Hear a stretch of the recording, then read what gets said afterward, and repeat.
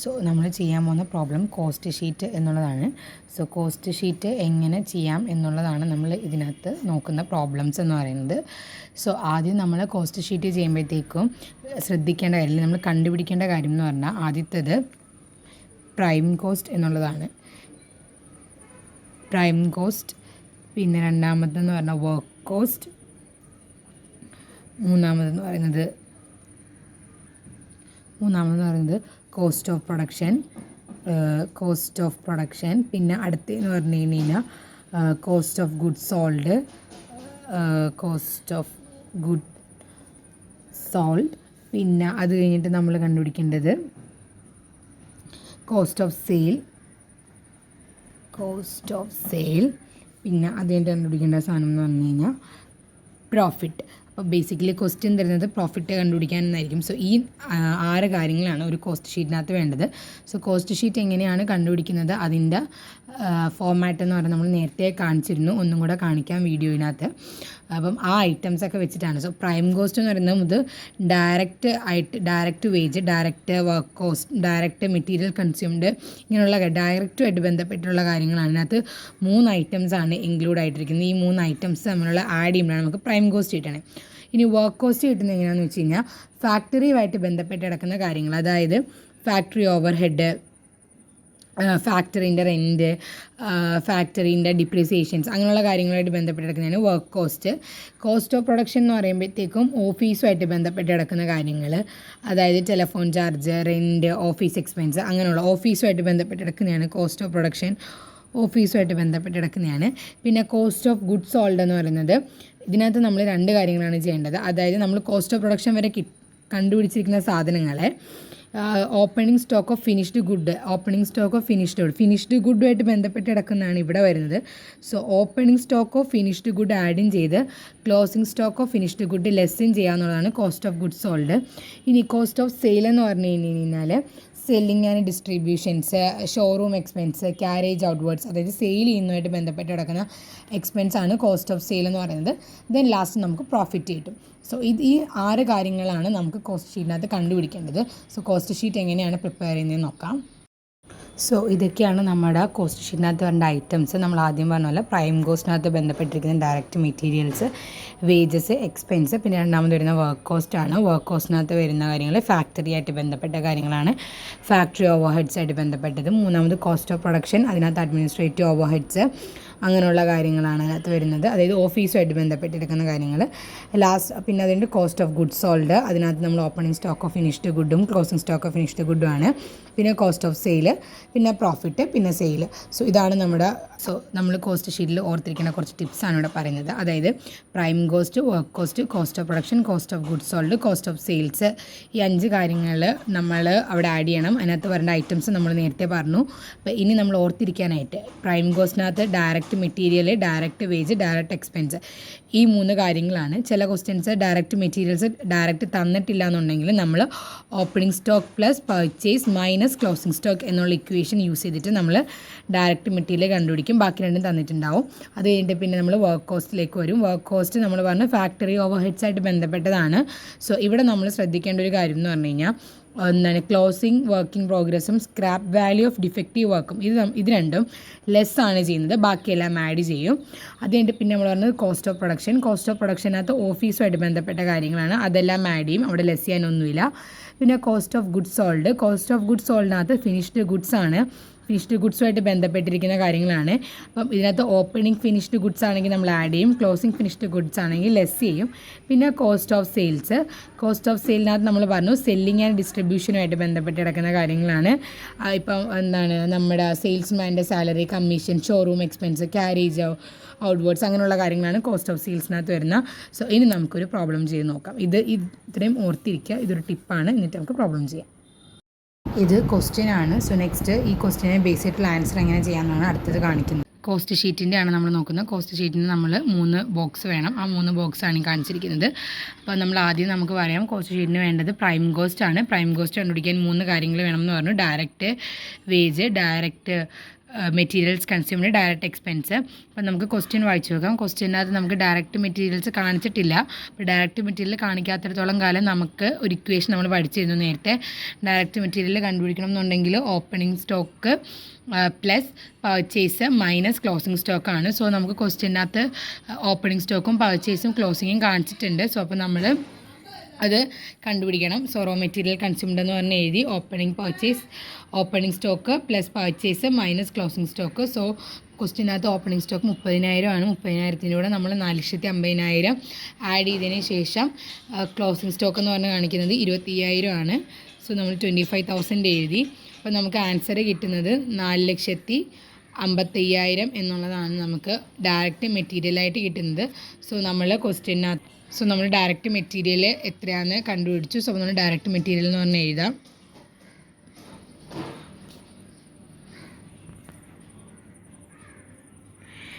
Direct material നമുക്കറിയാം 4,50,000. So നമ്മളത് എഴുതി.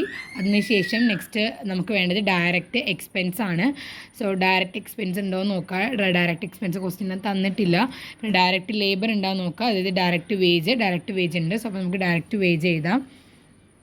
ഡയറക്റ്റ് വേജ് തന്നിരിക്കുന്നത് 2,30,000 ആണ്. സോ നമ്മളിത് തമ്മിൽ ഇനി ആഡ് ചെയ്യുക. ഇത് തമ്മിൽ ആഡ് ചെയ്യുമ്പം എത്ര കിട്ടും എന്ന് നോക്കുക. സോ നമുക്ക് 6,80,000 എന്ന് കിട്ടും. അത് നമുക്ക് പുറത്ത് എഴുതി കാണിക്കാം 6,80,000. സോ ഇതാണ് നമ്മുടെ പ്രൈം കോസ്റ്റ് എന്ന് പറയുന്നത്. അപ്പോൾ നമുക്ക് ആദ്യത്തെ ഇത് നമ്മൾ കണ്ടുപിടിച്ചു പ്രൈം കോസ്റ്റ്. ഇനി നെക്സ്റ്റ് നമ്മൾ കണ്ടുപിടിക്കേണ്ട സാധനം എന്ന് പറഞ്ഞാൽ വർക്ക് കോസ്റ്റ് ആണ്. വർക്ക് കോസ്റ്റിനകത്ത് നമുക്കറിയാം ഫാക്ടറി ആയിട്ട് ബന്ധപ്പെട്ട് കിടക്കുന്ന കാര്യങ്ങളാണ് നമ്മൾ കണ്ടുപിടിക്കേണ്ടത്. ഫാക്ടറീൻ്റെ ഓവർഹെഡ്സ്, ഫാക്ടറിൻ്റെ റെൻറ്റ്, അങ്ങനെയുള്ള കാര്യങ്ങൾ. പിന്നെ നമ്മൾ വർക്ക് കോസ്റ്റിനകത്ത് നമ്മൾ ശ്രദ്ധിക്കേണ്ട കാര്യം നമ്മൾ പറഞ്ഞു. വർക്കിംഗ് പ്രോഗ്രസിൻ്റെ ഓപ്പണിങ്ങും ക്ലോസിങ്ങും സ്ക്രാപ്പ് വാല്യൂവും ലെസ് ചെയ്യണം, ബാക്കിയെല്ലാം ആഡ് ചെയ്യണമെന്ന്. സോ ക്വസ്റ്റ്യനകത്ത് നമുക്ക് ഫാക്ടറിയായിട്ട് ബന്ധപ്പെട്ട് കിടക്കുന്ന എന്തൊക്കെയാണെന്ന് നോക്കാം. ഇതിനകത്ത് നോക്കുമ്പോൾ നമുക്ക് ഫാക്ടറിയായിട്ട് ബന്ധപ്പെട്ട് കിടക്കുന്ന ഇത് ഫാക്ടറി ഓവർഹെഡ് എന്ന് പറഞ്ഞ ഐറ്റം ആണ്. സോ നമ്മൾ ഫാക്ടറി ഓവർഹെഡ് എന്നുള്ള ഐറ്റം നമ്മളിവിടെ എഴുതി. ഫാക്ടറി ഓവർഹെഡ് എന്ന് പറയുന്ന ഐറ്റം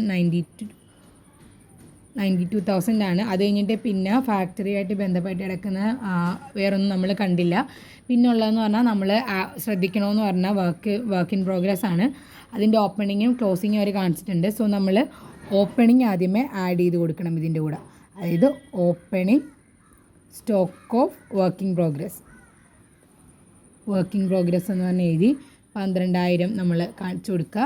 അപ്പോൾ ഇത് തമ്മിൽ ആഡ് ചെയ്യുമ്പോൾ നമുക്കൊരു എമൗണ്ട് കിട്ടും. അതായത് 1 lakh ഈ എമൗണ്ട് കിട്ടി. ഇതിൻ്റെ കൂട്ടത്തിൽ നമ്മൾ എന്ത് ചെയ്യണം? ക്ലോസിംഗ് സ്റ്റോക്കിൻ്റെത് മൈനസ് ചെയ്ത് കാണിക്കണം. Less closing stock of working progress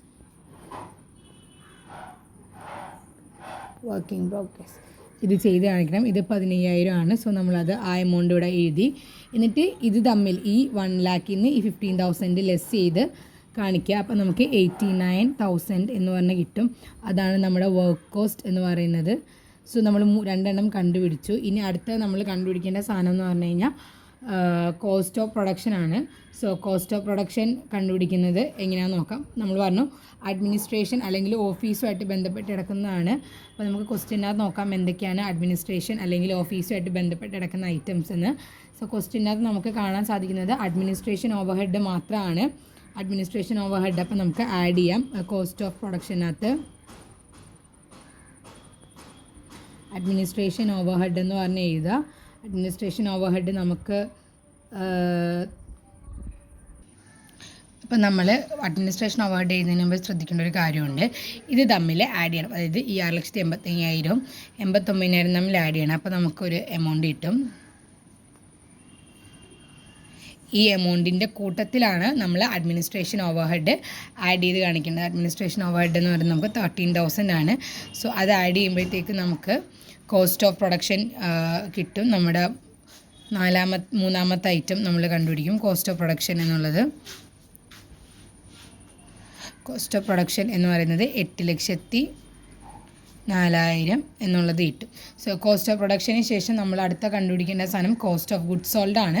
cost of goods sold നമുക്കറിയാം ഫിനിഷ്ഡ് ഗുഡ്സ് ആണ് അതുമായിട്ട് ബന്ധപ്പെട്ടിരിക്കുന്നത്. സോ ഫിനിഷ്ഡ് ഗുഡിൻ്റെ ഓപ്പണിങ്, അതായത് add opening opening stock of finished goods. Opening stock of finished goods എന്ന് പറയുന്നത് ആഡ് ചെയ്യണം, less closing stock of finished goods. Stock of finished goods. അപ്പം ഓപ്പണിങ്ങിൻ്റെ amount നമുക്കറിയാം 16,000 എന്നുള്ളതാണ്. സോ 16,000 നമ്മൾ ആഡ് ചെയ്ത് കാണിച്ചു കൊടുക്കുക. അതിനുശേഷം നമ്മൾ ക്ലോസിംഗ് സ്റ്റോക്കിൻ്റെ എമൗണ്ട് എഴുതുക, അതായത് 55,000. എന്നിട്ട് ഇത് തമ്മിൽ നമ്മൾ ആഡ് ചെയ്തത് ഇവിടെ കാണിക്കുക. അപ്പോൾ നമുക്ക് കോസ്റ്റ് ഓഫ് ഗുഡ് സോൾഡ് എന്നുള്ളത് കിട്ടും. സോ ഇത് ഞാൻ നെക്സ്റ്റ് പേജിൽ ചെയ്താണ്. സോ നമ്മൾ കോസ്റ്റ് ഓഫ് പ്രൊഡക്ഷൻ വരെ എഴുതി, കോസ്റ്റ് ഓഫ് ഗുഡ് സോൾഡ് എഴുതി 8,09,000 എന്നുള്ളത്.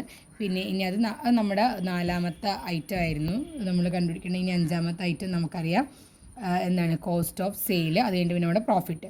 So cost of good sold നമ്മൾ ക്ലോസിംഗ് സ്റ്റോക്ക് ഫിനിഷ്ഡ് ഗുഡ്സിൻ്റെ ഓപ്പണിങ്ങും ക്ലോസിങ്ങും വെച്ച് കണ്ടുപിടിച്ചു. ഇനി അടുത്തത് cost of sale. Cost of sale നമുക്കറിയാം സെല്ലിങ് ആൻഡ് ഡിസ്ട്രിബ്യൂഷൻ ബേസ്ഡ് ചെയ്തിട്ടുള്ളതാണ്. സോ ക്വസ്റ്റ്യൻ അത് നോക്കുക, അതുമായിട്ട് ബന്ധപ്പെട്ട് എന്താ ഉള്ളതെന്ന്.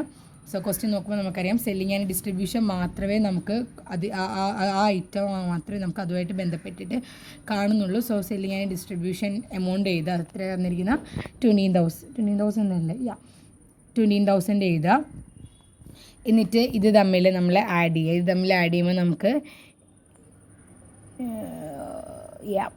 8,29,000 എന്നുള്ളത്. സോ അതാണ് നമ്മുടെ last one, cost of sale എന്ന് പറയുന്നത്.